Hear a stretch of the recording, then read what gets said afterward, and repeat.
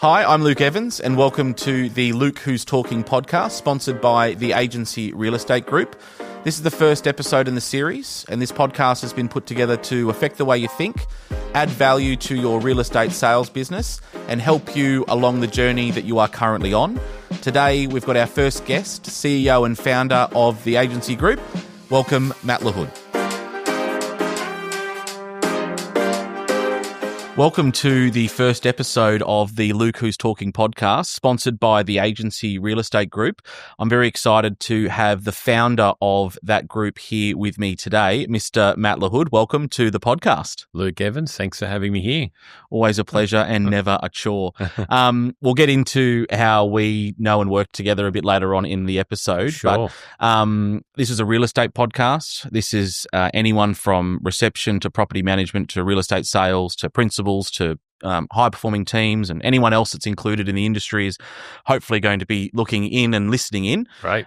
So it's probably good to give people a bit of a background about how you started in real estate and where, and sort of give some geographical locations for the people that are listening outside of Sydney. So, Matt, how did you start in real estate? Sure. Well, thanks, Luke.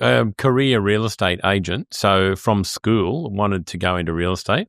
So I know often a lot of our listeners and a lot of people in the industry wasn't always their first choice. For me, I used to hang around Mum a bit when she was doing her own, we were doing our own rentals at home. It wasn't that popular back in those days to have an agent. So Mum used to go and collect rent and do leasing and all those sorts of things. So she just looked at me one day and said, "Matt, you're good with people. You should do this as a job." And I went, "Oh, I wasn't thinking of that," but I liked doing the process. So went to work experience. 16. The boss offered me a job straight away and said, leave school now, start.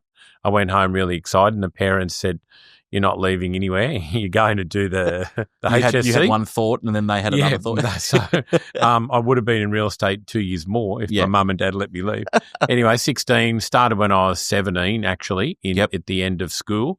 Went into leasing, which I think for those that are listening to, Luke's a really good start if you want to get into the industry, because you start in leasing, you're dealing with an owner, you're dealing with a tenant. That's like a buyer and a seller of sales. So it's a really good way to get in from the ground. So I started there, and that was how I set my database up. I made a lot of good contacts with tenants who then become buyers years down the track, and they remembered me because I'd leased them a property. And then landlords who became sellers. So I sort of didn't know at the time but I could see it sort of forming, where landlords would ring me and say, "We want to sell our house. Can you do it for us?" Or, "We want to sell our apartment." I was like, I'm running into my boss going, "Can I sell it?" And he's going, "No, you're way too young." So got out, convinced my boss to get out of leasing and get into sales. Started selling. And how old were you then? 20. Wow.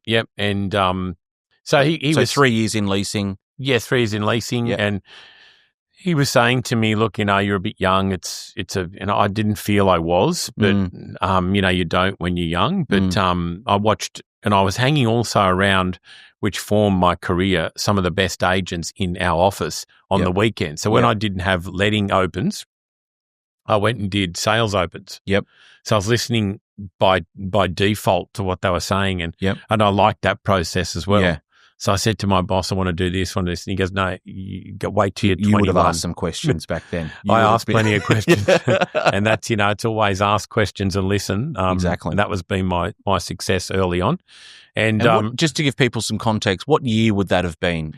That would have been 1988. I started in real estate. So 91, I went into sales. Good year, 91. That's it. I think you weren't even born then, Luke. Just late. My son wasn't, so I know that much. But anyway, went into there. I was in a small but very successful boutique office franchise in Randwick near the racecourse. And I always say Randwick near the racecourse because the racecourse ended up to be a big part of my business. Then I realised I was in the biggest hospital in Sydney, the Children's Prince of Wales, at the University of New South Wales around the corner, and the racecourse. And I ended up using those big businesses and institutions to build my career. I only worked this out when I got into sales, that there was over 6,000 employees in those three places. plus the Randwick TAFE as well was down the road. So unbelievable. Talk about those that are on listening to this and they're looking for business. There's plenty of business. You just got to look.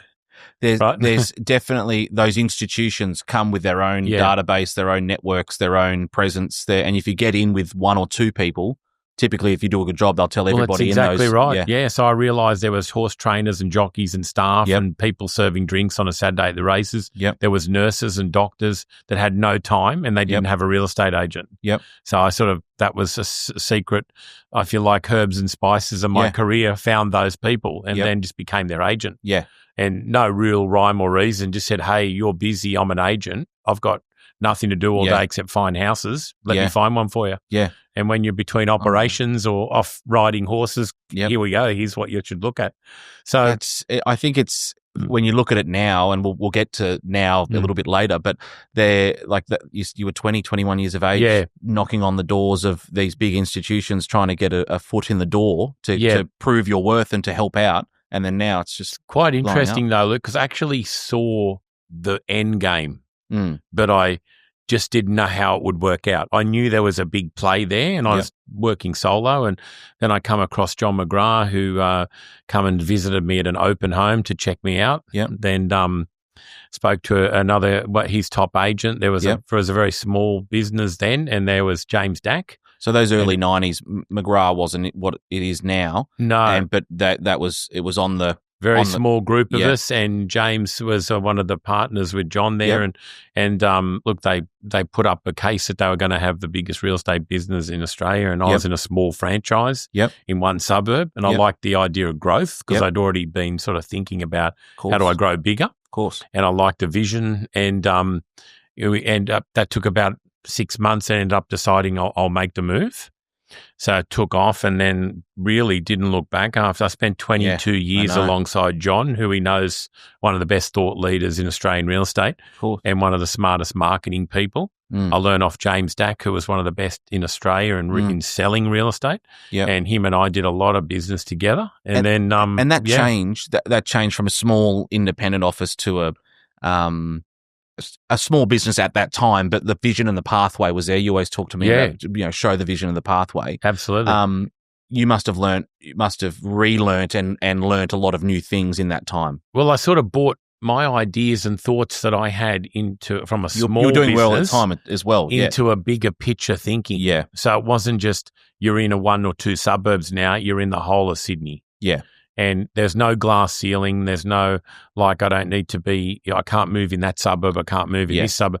So that changed because I quickly worked out that real estate is actually a relationship business, not a postcode one. A lot of people think it's you've got to know everyone in those postcodes and own it. Well, relationships aren't always in those postcodes. Yeah. Exactly. So we know that. So people move around. I'd have Sydney's people, quite a transient market. They move in and out of the marketplace. Yeah, and they follow kids' schooling. They'll do all those sorts of things. So true, and they get transferred from work, but they still want to use you. Yeah. They're not in your suburb, but you have the relationship. Yeah. And this is where I sort of started thinking, hang on, what's possible? And then I started working out I can't do all the business I can do myself. So we then started building teams. Yep. And that's what become the super teams today. We were the first ones in Australia to trial that. So just double clicking on that, we're talking a lot about your sales career. Yep. You're one of the more influential thought leaders and real estate leaders in the market today. When did the sales career turn into a leadership and management career?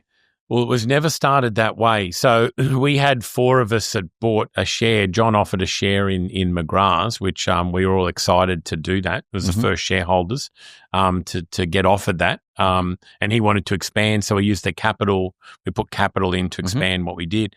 And I think we were 5 of us or 6 of us were sitting around going, all right, we've all put our money in now. Who's going to run the business? We didn't really have someone to run it because it was like not big enough, inverted commas, that stage to actually have, like John used to do the sales meetings. He was off doing Shark Tank, Backyard Blitz and Block and all these things because he's getting pulled into because of his profile and what he'd built quite cleverly. So everyone looked around and said, well, Matt, you've done a bit of training and you've got some good ideas. You bought into the business. Why don't you look after us we'll work with you and then help grow the business. And I said, well, I'll do that for 6 months because we've all got our money in. I'll find the right person and then I'll back out and then. But I sort of turned around and I still remember it, Luke, pretty vividly. It's probably I turned around, it was 3 years and I was still looking to me to get out of the role. And there was about 100 people after, sort of 10 of us or so. Yeah. And it was like everyone said, no, stay there. And and then stay there, become 300 and then, well, far out. So up until for 22 years. So. And at that stage, so you were head of sales. Yep. Shareholder, yep, and you were still listing and selling property. Yeah, and I was looking after the shareholders. What I was doing was throttling down off the sales. Yep.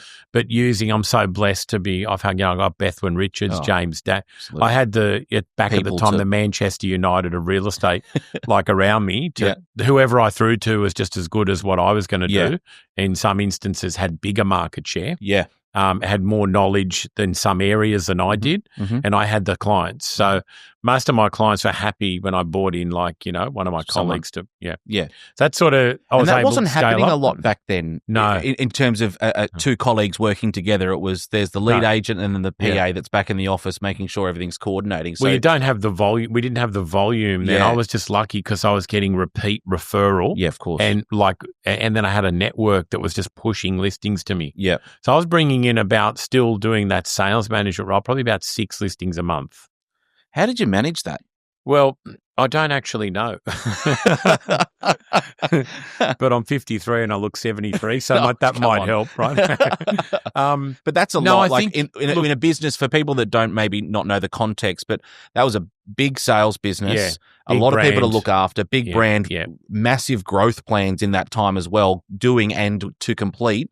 And you were still doing that number of It's sales. Quite interesting. What I've learned managing a lot of people is I think it's actually easier managing more because you get more opportunities. Yep. You get more chances to scale your own business. You get more learnings, get more chances to connect people. Mm-hmm. So if you've got 3 or 4 people you're managing, it's hard to shift gears with those. If you've got 24, well, some of the other 18 can help the other 6, if you know what I mean.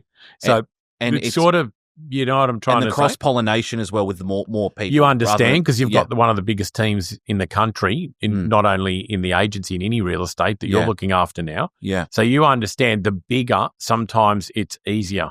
If you talk to agents that have got more owners they're selling for, they're actually probably got more buyers. Yep. They've probably got more scale. Opportunities. More opportunities. Their owners have got more, are probably buying some of their current listings. Yep.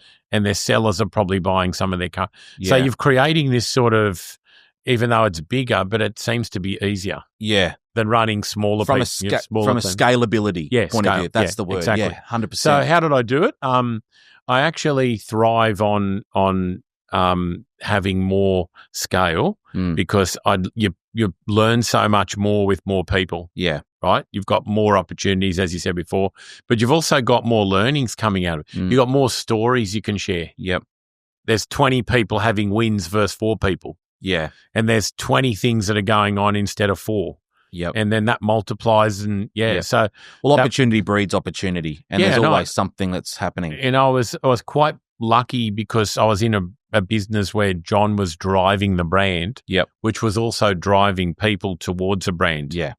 So I watched him do that quite cleverly. Yeah. And we just had to make sure the back end of the business could sustain the growth. Yeah. Because that's always the problem. Yeah. You put more people on, the wheels start to wobble at the bottom. So that's incredible. I think there's, some agents would list 1 or 2 properties a month and say that they're busy, but you can choose your busy. Choose your difficult, I guess.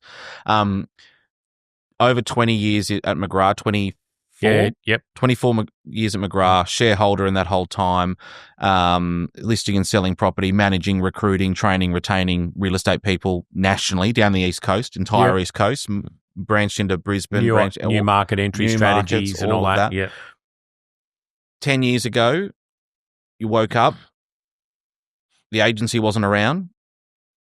How did the agency come to be? How did that whole thing occur and happen, and share whatever you want to comfortable sharing? Absolutely. So, John had a vision that he had there, which he was wanting to do things a bit differently to some of us and the original shareholders with him.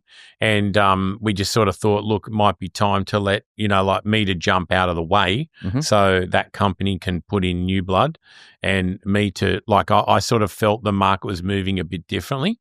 So we thought the market was moving towards agents and more of their personal profiles. Yep. And it was sort of something like the vision wasn't that of the brand we were in, because the brand was an amazing brand, but it was the brand, right? Yep. So a lot of the agents that were sort of coming through the ranks and the newer breed. The best agents in the country were all working for McGrath at that stage as well. That's right. Yeah. And a lot of them come under that brand, but a lot of them were now saying, the internet's here. We can have our own personal profile. Can we do our own video? We want our brand to be part of the brand.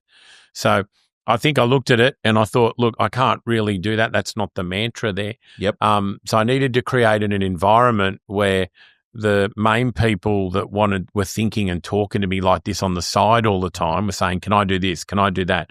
Can I do this different? So I needed to create an environment where they could really test how good they actually were as an agent with no glass ceilings, no, and that's nothing against where he came from. It's just that model worked, but I saw where it was going to go in time. Yeah. And where it was heading in the early days. Best example, Luke, was when I started in real estate. You'd see the American agents, the big American, and they'd have the big brands, Remax or Century 21, and the agent's name was right down the bottom. You need a magnifying glass to find it. Fast forward 20 years on, and you see the agent's name at the top, and the brand made the magnifying glass to find it. Yep, completely shifted, and the internet's driven that. Yep.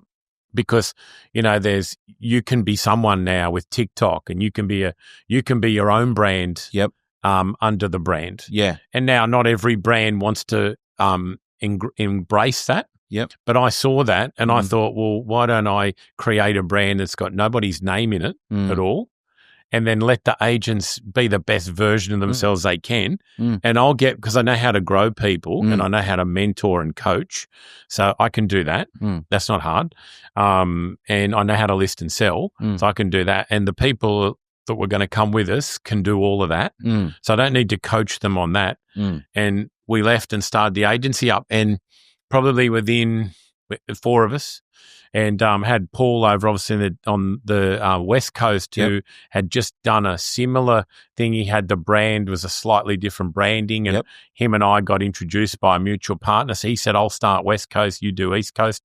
And we just collaborated. And when, those that know Paul and I know how close we work together. Absolutely. Similar values, similar morals, good ethics, and all the people. So that took off, this took off. And I got to say, I really didn't try and attract, because where I was trying to attract people, I wasn't getting traction. But everywhere else I wasn't trying to attract, I was getting traction. So it's quite interesting. So I had to have an open mind. I thought, well, we met people right out of our core market that said, no, we like you and we see what you're doing. We don't care whether you're coming or not. We'll just start it up.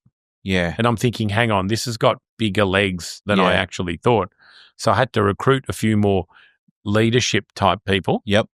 Because too big for me again. Started to get too big. Yep. And I couldn't provide, I can't be everywhere. Yep. And I couldn't provide the level of service and coaching, mentoring everyone without it slipping. So agents came in, we started at Hunter Valley was day one nearly, Wollongong, all these areas I was never going to go to. Central Coast. And never had the vision of going. I had to take it because the agents are quality humans, first of all. Their vendors are like, they're all getting testimonials.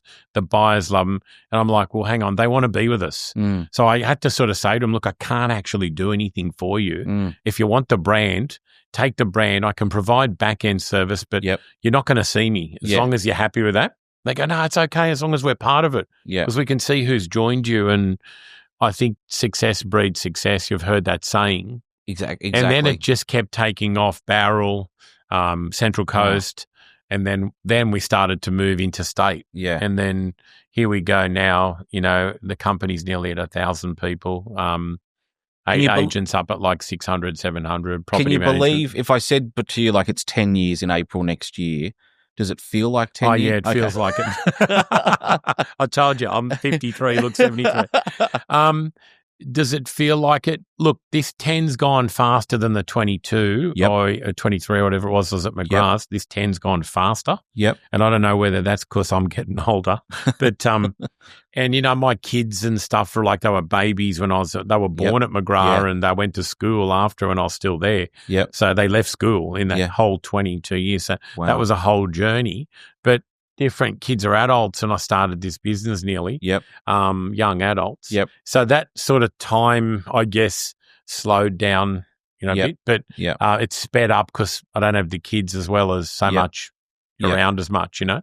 And I think when I look back over the last 3.5 years we've worked together, it's like it has gone so quick. But I've become a dad. I've become a dad. Look at you. Like it's just amazing. It seems like only the other day that we walked into where our office was in Bondi, and I'm like, okay, well, here's Ben Collier and here's Bethwin, and it's now where we just came back from a trip to Bali together and had this awesome trip on our altitude event. And it's like, wow, that was nearly 4 years ago. And Luke, I'd say with you've grown dramatically in that 3 years because that's the benefit of scale.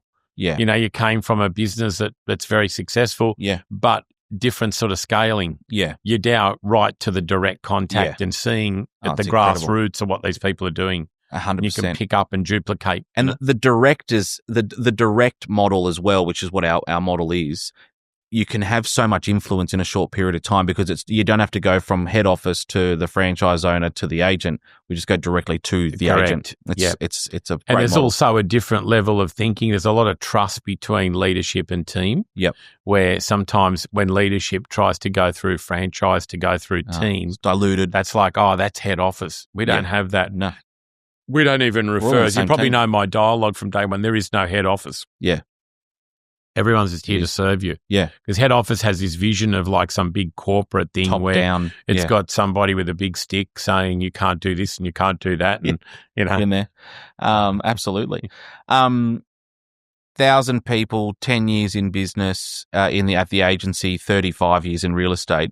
What do you think is the most rewarding thing you found in that time? Like thousands of sales, like I'm getting sort of encapsulating it all, but what's the most rewarding thing for you as a leader, having been a shareholder in the previous business, founded this business, and you're 10 years in? What's the most rewarding thing for you in the last 35 years of real estate? I'm very lucky. I'd have to say. I reckon I'm one of the luckiest people. I've hit the ground from school. Had my parents behind me. Had my current first boss in my corner, second boss in my corner, shareholders in every business I've been done in my corner. Everyone behind me. I think the most rewarding thing is when we decided to. One of the biggest things. Wherever I've gone, I've always had support. If I've done anything, whether I moved my first job to the second job to the building this business, people just ringing me saying, if you're running it, we're coming. So loyalty from a lot of people, suppliers, vendors, like local communities, you know, the industries that we support and sponsor, you know, like the racing Richie Calendar type people you've seen, always about what are you doing? Absolutely. Whatever brand you're in, we're in. And when you go to start a business like that, it's very hard to fail.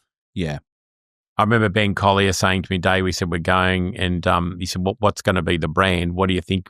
I said, I'm not sure. And he said, well, Matt, I don't care if it's Mickey Mouse Real Estate. If you're running it, I'm coming.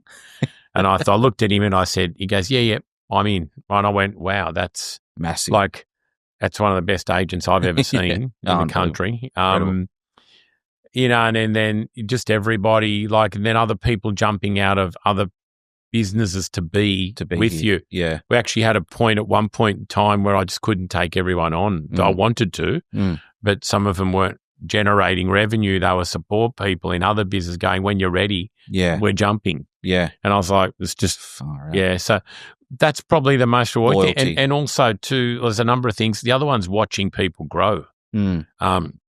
Even you, Luke, it's exciting me. What you weren't a dad, you weren't. You had a partner. You'd have Lucy. You'd have a baby. Now you're going to a house, and like that's only in a short time. But I've seen people that weren't married that have got 3 kids that are kids have left school and they're writing phenomenal money and they've got the best lives. And I played a small part 30 years ago, 25 years ago. Yeah. All of those people are still with us. Yeah. Yeah. But also loyalty is a two-way street, not just loyalty from them to you, but vice versa as well. Yeah. And having each other's back. Well, that's right. And backing that person to the nth degree to make sure that everything's going the way it needs to go. Yeah, and the other reason we did start the agency, I wanted to create an environment that was that successful that if we could help, if it gave us financial power to help people that weren't being able to grow, I wanted to have, that was one of my biggest goals, to have that ability to be able to help people by use of, not just making money to buy fancy cars. And those that know me know that's not what I'm about, right? But I'm about, like, because the bigger people grow, the better their lives are. Your better life's going to be just the same anyway, right? Because you're going to grow with them. They're going to help you grow. Yeah. That's it. The flip of the coin is, I would just ask what the most rewarding thing is. What's been the most challenging thing for, grown 2 businesses, founded one of them? What's been the most challenging thing? And not necessarily in regards to that, but just the most challenging thing you've faced. I think in both businesses is I'm not really patient, right? So I don't have a lot of patience, as you know. Definitely. I like to, tomorrow's too late. But I think seeing the vision, but trying to speed it up to the vision. Yeah. And not everybody can get on the train, right? Yeah. I mean, I don't expect everyone to have my battery power because that's what I chose to do. Yeah. And you've got to respect that not everybody's going to have that, right? Yeah. And I've learnt that. I try to. You're the most responsive person on the planet. I try to keep up, but I think I do okay. It's not even that. I've got a lot more milder as I've got older. But I think one of my traits, if people say to you, what's a trait? They say, Matt gets back to you immediately. Exactly. He always follows up. Yep. That's why I was a successful agent. True. Yeah. Because it's cross-pollination. I never had skills. Owners ringing me going, I haven't heard, or buyers that ring me, I'd be lightning fast, even on a Sunday, whatever.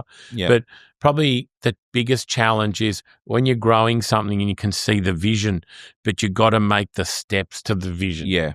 I just wanted to know how. I've never worked out how to just turn up today and tomorrow I'm there. Yeah. It's never worked like that. But that's probably the most frustrating thing. And you go up and you're getting there, then you go back. It's like snakes and ladders when you're building a business. Yep. You just get there, you go, oh, there's a ladder again all the way down. Yep. And most people give up sort of somewhere between start and middle. Yep. If they're not going to get to the finish. Yeah. Because it's sometimes it's just too hard. Like you get knockbacks, and like we're in an environment. It's a competitive business. None of my competitors were ever happy for me to succeed, and that's cool. I'm okay with that. Fine. But don't go into this building a business where you expect your competitors to be happy for you or anything. You go into this. You need to surround yourself by people that think alike. Yep. Yeah. 100%.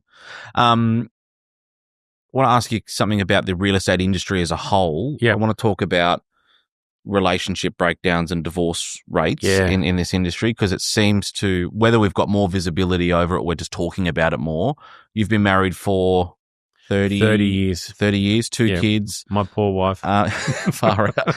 She's done the hardest 30 years of anyone. What do they say? You get less for life. Less for murder. Less for murder. Less for murder. Yeah. But why do you think divorce rates in this industry, not so much sales, but like this industry as a whole, are as high as they are? Because they're one of the highest across any industry. I'll use myself as an example. I could have gone down that path easily.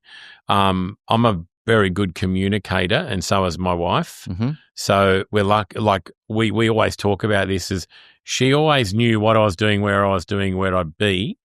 Because when you're in real estate, like your weekends are gone. You're either, most couples, if you like today, they treasure the weekends is their time together, right?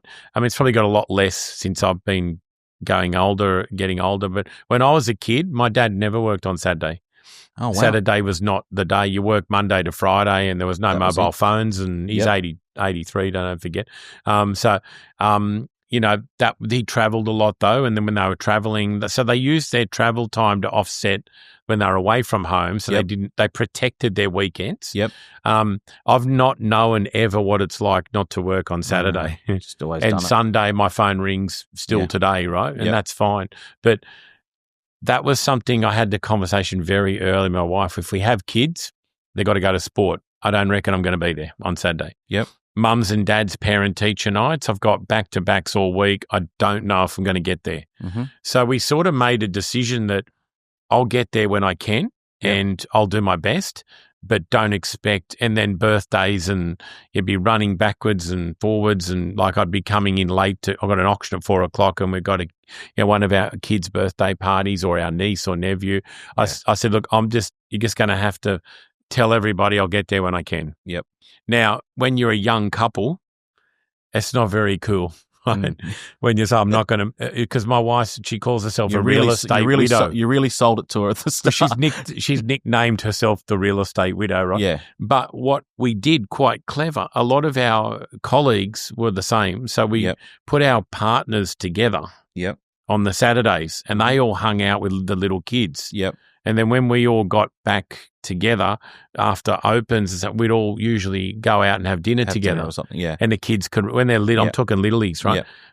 So a lot of my kids grew up with a lot of the other shareholders' kids. They all knocked around together and stuff. So we found comfort in that, and they're all, funnily enough, as you see, they're all still married. Right? I know. So, and I've been very conscious, as you know, Luke, you and I have sat in a lot of meetings with agents about what's happening outside of real estate. 100%. Because there's too many real estate leaders that have just got it wrong. They're too worried about GCI, number of sales, how much are you going to make me? They're not looking at the person as saying, what's the person's life about? If you start there, how are they actually going? Because I've had the greatest agents work with us, and we've fixed their personal lives first before we started on GCI. And they've been our most loyalist people, right? And you know a lot of them, right, that have had a lot of issues outside of work. And so divorce is the biggest reason when you talk to people that get divorced, no communication. Told me they were going to be home. Or they say there was just a communication breakdown. You're like, well, there it is. Did you try? Like that's, it just is. And no one knows the other one details. Is, if you're not communicating, the first thing your partner thinks, whether you're male or female, is who are they with? Where are they? What's going on? Why haven't they called? And there's a lot of that ego too in real estate that I think causes when, your partner's at home and they got a little baby and they got vomit all over their, you're coming in a 3-piece suit and you just got an award and telling everyone how great you are. I'm very conscious of that. My wife never wanted to hear that with 3 nappies and vomit all over her. And I'm coming in looking like, I just walked out of, a studio. I'm looking good, the ties on, I've got awards and all that. I just used to leave them in the car and go, and tell her the next day, I got an award. But there's that sort of misalignment too around the industries pumps up people a lot. I know. I think we should be pumping up surgeons. Absolutely. We're pumping the wrong industries. We're a part of a transaction. We're not saving lives. That's right. We're pumping. There's a lot of big egos. There's a lot of agents that have to flaunt their wealth, which I think's dangerous. And do you find with clients don't care how much you earn? I know agents. We all know agents that are doing 30 to 40 deals a year, and they'll say they're flat out and they're 7 days a week, and their marriage breaks down, and that's it. Then you look at other agents in our business and external, and they're doing 150 sales a year. They're having 10 weeks holiday a year. They drop their kids off at school 3 mornings a week. They see their kids play soccer at 3:00 on a Saturday, and their Sundays are to themselves. You think, well, what are you choosing here? Something's wrong here, because sorry, it can work. If you boil it down, people ask me this a number of times. I sit down with my wife every Sunday and go, here's where I am next week. Get your diary out.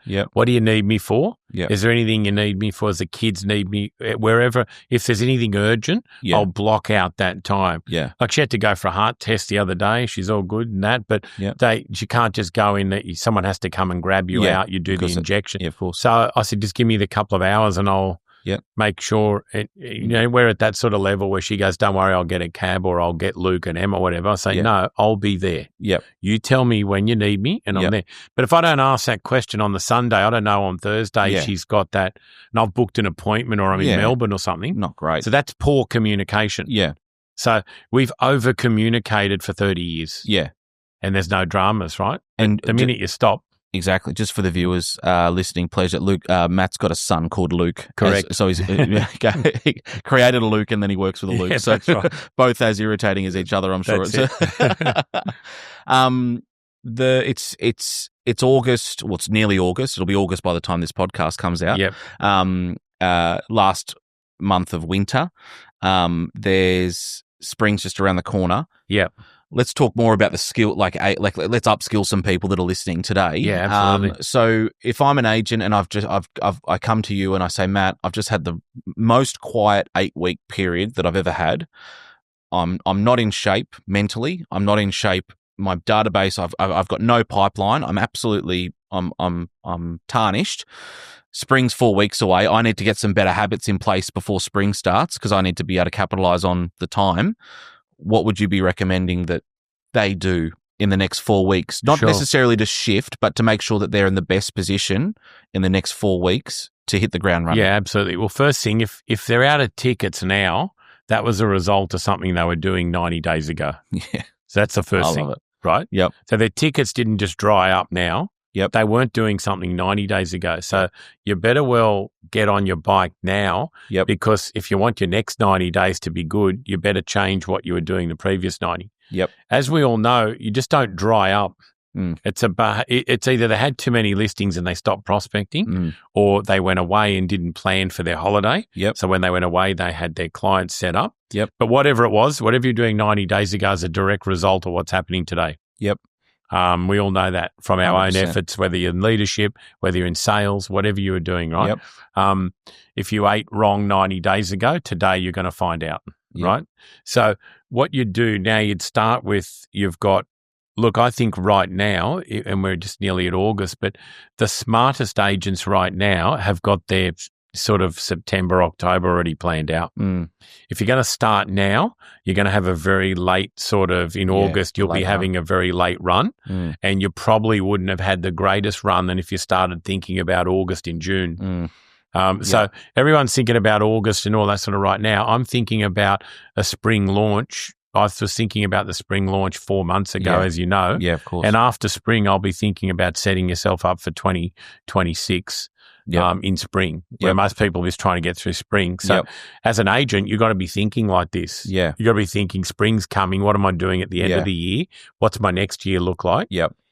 How does my business look like? It's not a business, not an industry where you can just look down the road. You've got to use your high beams in this business, right? You've got to flash what's right down the end instead of just looking in front. So if you're off track now today, I'd be going straight back to your past clients. Assuming you're an agent's been in it, I'd be looking at every appraisal I've done, and ring them personally. I'd also be sitting with every person that is in my pipeline, going and seeing them face to face, and with a map, with a sort of map of the year, with a calendar, and saying, look, it's August. You've got probably September, October, November to really get your home sold. Here's the dates. Here's what I need to do. Here's a plan. And I'd have a proper plan. And I'd also be using the fact that there may be an interest rate cut, which could spur the market on. 14th of August or 13th, I think. And if that's something, if they're looking to sell and also buy, that could be good timing. If the rates are coming down, they could get more interest in theirs and borrow for less if they take a bigger loan. So you've got to really be focused on those things. The other thing is I'd redo everything. There's a book, I just can't remember who wrote, but it's called Repack Your Bags. So what I would do is for the females that are listening to this, I'd trip everything out of your handbag. If you've ever done this, if you've got a gym backpack or something, you tip everything out. You go, there was those keys I was looking for. For women with their handbags, if they tip everything out, there's stuff in there they don't need to carry. Right? So the metaphor is you're carrying stuff you don't need to be carrying. So repack your bags, tip everything else out, start it again. I like that. Listing presentations, one of those things, right? Start again. Yep. What do you look like? What's your personal appearance, right? Because we all know that, whether you like it or not, first impressions are, you don't get a second chance to make a first impression in this business. Yeah. You don't get a second chance to make a first impression. Exactly. So you got one shot. What do you look like? How's your energy? If you're going to take 10 listings on, can you go the distance? Yep. Right? What's happening outside of work? Yeah. So these are all the questions I'd be asking myself. It's not necessarily today. a problem in isolation. There's about 9 different things. That's right. I would also say if you're someone who has lost 3 or 4 listings that you thought you may have in the next 3 to 4 weeks, and you've got 2 or 3 pipeline sellers, do not go on that appointment on your own. Take somebody with you for 2 reasons. 1, you want to make sure that you're converting those listings, and 2, you want feedback. You go, how was I? What was I? Oh, well, I thought you were a bit flat in these areas, or you're clearly not confident around this, or you want that 360 degree feedback. Well, it's another lens. Don't practice in the lounge room. It's somebody another lens looking at you from an independent position. The other thing is agents. When I say repack your bags, look at everything. What's your profile on the web say? Yep. Some people have got profiles on the web that said I've got 1 child that they've got 3 now, and they've still got, and their photo doesn't look anything like them. Yeah. Which is still on the web. They set a photo 10 years ago and never change it. Yep. What's your LinkedIn profile saying? People are choosing you by all this stuff. They're looking at you on the internet. Yep. They're looking at your story. What's your story? Are you using video? Are you dominating digital? You should be dominating social media if you want to get picked up. Most people are choosing agents by looking at social media now. They're not. There's no newspapers anymore. They're not looking under rocks. They're all on social media. Yeah. So what's your footprint? So all of that, if you condensed what I just said, that's it's not 1 or 2. Do a complete self-audit on what's on track and off track. Absolutely. Yep. Training, coaching, your listing presentation. I don't think there's never such a thing where you can wave a wand, a puff of smoke comes out and it fixed everything. Yeah. There's no such thing in real estate. Good segue into social media. You use one platform, and that one only, and that is LinkedIn. A lot of our agents have it. I think a lot of agents can do it better, as all of us can. I've got Instagram and I do have a TikTok account, but it's getting better. But I do have LinkedIn as well.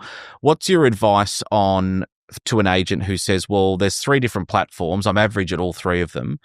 Would you say double down on LinkedIn for the next 90 days? What would your advice be? Look, and I know it might be a bit one-sided because you've only used the one platform, but what would your advice be? I'm open to being personally, I would say if you're an agent, outsource it. Yep. That's what I've done. Yep. I've got the smarter people in me running it, but they understand my language, they understand my vision, and they're doing that for me. So it's not just give it to someone who doesn't understand your vision, doesn't understand your language, because you'll see that it's not you. Exactly. So the people mirror me what I do, and we did a research when we started the agency went and had a look at all the platforms, and we saw that our core market responds to LinkedIn. Yeah. Because technically LinkedIn was a business card connection. Yeah. LinkedIn, right? Yep. And it's sort of become a bit of an overview of that times a little bit of Facebook style sort of. But there's less rubbish on there than there is on the other ones. There's no someone popping a champagne bottle and popping their eye out. So that's all for Facebook. If you're going to get real, I've seen that one, I think most people, if you're listening to this across Australia, in any business type of market, there's mums and dads, the business people you're dealing with, they'll all be on LinkedIn, most of them. Yep. They're less likely to pick your services up, I think, on Facebook, etc. Yep. That's still I would use them all. Yep. TikTok for the younger market, for sure, first-home buyers. Yep. We know we've got some of our teams specialising in that. Yep. But I think LinkedIn gives it an all-round. It sort of covers everywhere. And I think it's got from a business professionalism standpoint, correct. It's at the top there. Yeah. So we did research and then we've just dominated that space. Yeah. Are you telling me that we're not going to see a Matt Lahood Instagram page? No. Okay. Cool. Can you confirm that you're not going to have a TikTok page? At this point in time. Okay, cool. But I am open to that. Oh, here we go. So we'll know. That'll be big news. That'll be front page news if Lahoody gets. Lahoody gets TikTok. Some people, social media shouldn't be a distraction. to your life. Yep. I think people can live on it and die on it too. Yeah. It's not that. It's just another strategy. Yep. 100%. We've been talking for a while. Yep. We're going to continue talking, but just maybe a couple more topics. Where do you see real estate? And that's a very vague term, but where do you see real estate going? Obviously, this 10 years of this business, it's probably revolutionized how the direct model operates and probably flagship that change. Where do you see the next 5 to 10 years? Not necessarily for us, but in terms of the real estate space. Well, we'll double click on where the agency is going to be in the next 10 years. Sure. Look, I think the agent is the hero to the actual result because they're the ones that have the relationship. Mm-hmm. They sit in the lounge room. They're doing the work to get. So I think the advent of the agent profile is going to keep developing, and there's more agents every day. I'm speaking to them that just feel that their profile is the reason they're getting the business and the effort they're putting in. The brand is an identifier. So it was never used for that when I was in the industry in the beginning, but I see the brand now as an identifier. So what that is, it gives you credibility. There's a number of really good brands in the real estate industry that you'll identify where you're from and you're a connection of that group, and the groups have networks and training and all that. But the hero agent growth, the brand of the agent branding, I'm guessing, is that's going to be bigger and bigger. And you just have to look at America. More super teams, bigger teams doing more business. Correct. Yep. And you can see some of the major franchises now, they've got multiple branches, but one owner. Yeah. Well, that's exactly what we've done 10 years ago. We started that. Yeah. Like, I'd rather have one agent with 10 people working with them than having 10 agents doing very small business competing against each other. Put it collectively together. That doesn't make sense to me. Yeah. Yeah.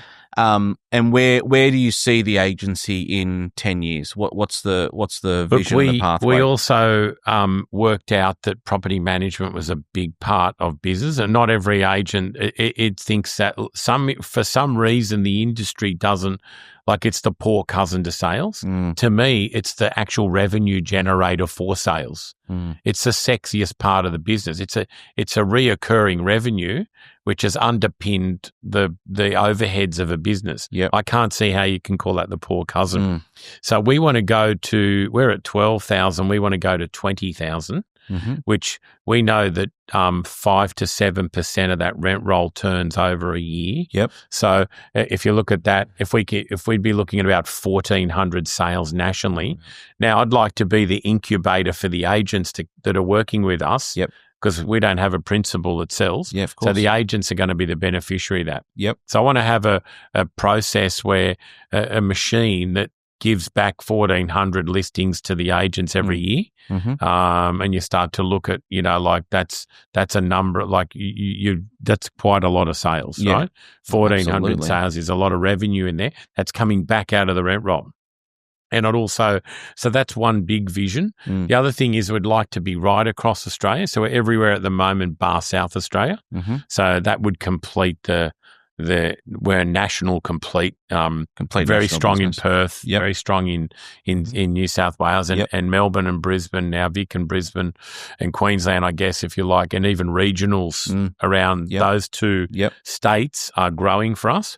We hit South Australia, and then, look, we've had interest from outside of Australia too. I've just done a couple of podcasts outside of Australia, which is quite interesting, and that was generated because people wanted to know about us. So you think there's, not holding you to anything, but there is a possibility that the agency may sell property internationally?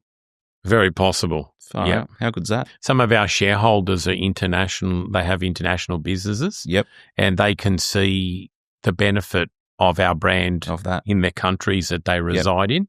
And look, if the model works, and we don't want to fly over real estate on our way out to another country where we don't have any signs in some states on the way out.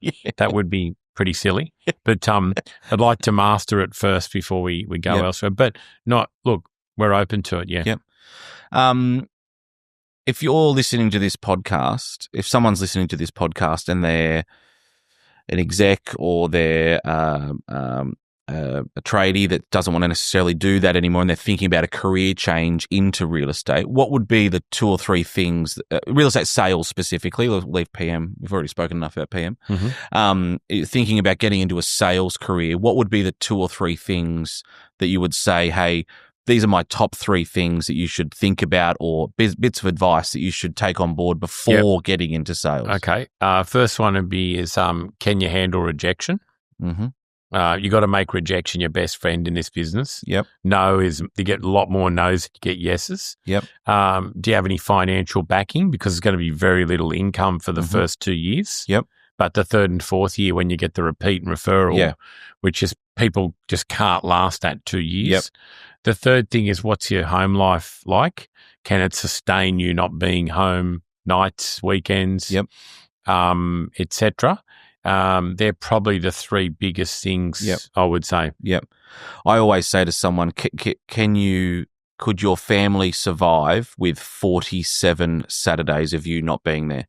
And then that's the way you got to look, because you do get a couple of weekends off at Christmas time, those sorts of things, and those early weekends in January. But if your family cannot sustain that, do not do it. Also, it's not going to work. Luke, like I looked at my life for the last 35 years, can it sustain getting calls at all hours on Sunday? You don't have to answer them, but if you don't answer, it's the one you don't answer was the big one you're waiting for, right? Absolutely, yeah. It's like waiting for the call from Lotto, right? So you've got to answer the call. Right? But, exactly. It's the Sunday calls that I've had over the years where somebody said, look, we've just flown into town. We've seen this listing, but we've got to go Monday morning. Can we look at it now? Yep. And I'm going down to a picnic with the baskets or down the beach with the kids. Yep. And I'm going, and my wife's looking at me and we're going, there's $30,000 fee there, but do I go down to the beach or do I take a detour past this listing on the way? Yeah. And when I've taken the detour, 9 times out of 10, it's paid off. Exactly. Yeah. And you can't, but very also hard to explain that to people, right? Yeah, it's hard. It's a difficult concept because a lot of people that are used to that Monday to Friday 9 to 5, and they go, "Oh, your boss is ringing you at 7 o'clock," and they go, "Oh, something must be wrong." Yeah, where those 7 o'clock phone calls happen all the time, especially. And if the more listings you have, the more that phone's going to ring. So the more successful you are, the worse it gets. Absolutely. And I've exchanged stuff on Christmas Eve. I've had agents call me on Christmas Eve. I've had agents call me on Boxing Day saying I need to get in the office. I've got a contract. Yep. If you can't handle that and your partners can't handle that, wouldn't get into real estate. Wouldn't get into it. Yeah. And I think you're actually exactly right, because the skill, whether you're good with people or what, that's actually irrelevant. It's what your life is going to sustain and go through, which is the important and a lot piece. of ups and downs. Yeah. A lot of ups and downs. Yeah. I've got a few quick fire questions here for you. So, most memorable sale? Would have to be the Australian Turf Club gave me 52 properties to sell within 12 months, auction every one of them. Houses right in the middle of Kensington and Randwick, and we Poor market. Yeah, and then the 2 sites either side of them for 20 million, both auctioned them and sold everything under the hammer. Unreal. Yeah. You can go to one cafe for the rest of your life in Sydney. Where are you going? Oh, I'm not loyal to cafes. There's where I'm not loyal.